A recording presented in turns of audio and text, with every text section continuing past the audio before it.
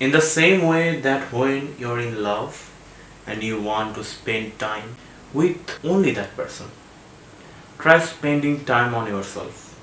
You deserve your care and attention. Treat yourself to a delicious meal, a good book, a nice walk with a lovely view.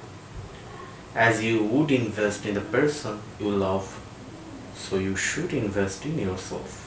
পড়ছিলাম হেনিম সুনিমের love for ইথিক্সের একটি passage, এবং এই কথাটা খুবই সত্যি।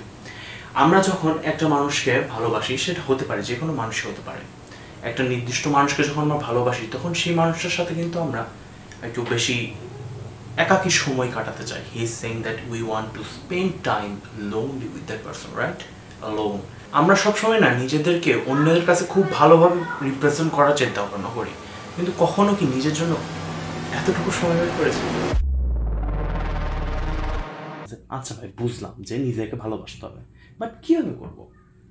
আজ বিকালবেলায় বৃষ্টি হচ্ছিল, তো আমি তখন এই লাভ ফর ইম্প্যাক্ট থিংস বইটা পড়ছিলাম। তো পড়তে পড়তে প্রথম প্রলগ পড়তে পড়তে যখন এই মেসেজটা পেয়ে গেলাম, তখন আমার কাছে মনে হলো হোয়াই নট রাইট নাও। আমি সোজা রান্না করে গেলাম, একটুখানি দুধ নিলাম। আমি বেসিক্যালি ব্ল্যাক কফি খাই, without sugar, without milk, but আমি মনে করলাম একটু চিট করা যাক আজকে। মিল্ক নিলাম, মিল্ক নিয়ে মিল্কটাকে একটু বেশ ঘন করলাম। যদিও আমি আমার নিজের অর্ডিনারি মগটাই নিয়ে গেছিলাম প্রথমে, but after that I realised যে ওয়াই নট একটা নতুন কাপ ইউজ করি, যে কাপটা সচরাচর আমার আম্মা যান মেহমান না আসলে শোকেস থেকে বের করেন না। তো আমি সোজা শোকেসের কাছে গেলাম, শোকেস থেকে একটা সুন্দর কাপ বের করলাম, সে কাপে বের করে কফিটা রাখলাম, কফিটা নিয়ে টেবিলে বসলাম, বই পড়লাম, বই পড়তে পড়তে কফিটা খেলাম, and I really felt very refreshing.